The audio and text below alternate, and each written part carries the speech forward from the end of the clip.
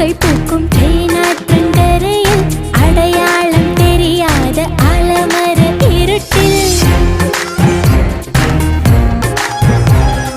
இருள் கூட அறியாத இன்பங்களின் முகட்டில் இரு பேரும் கைதானும்